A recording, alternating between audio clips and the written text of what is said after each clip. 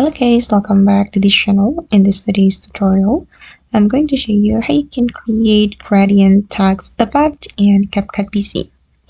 Okay, let's get into it guys. Here I have created a project in my CapCut PC application, and as you can see I have added my text to this project, and I'm going to add gradient effect to this text.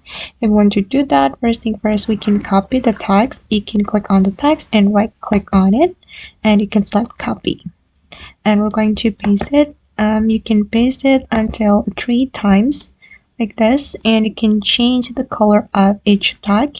You can go to the basic and then scroll down, and for the first text I'm going to apply yellow color. Okay, and for the second text I'm going to apply green color. Here I'm just going to pick random color for my text, and for the third text I'm gonna select maybe blue. Okay, and after that we're going to click on the text like this and click on create compound clip. Okay, you can do it one by one for each text like this guys. Okay, and after it's done, you can put mask to your video.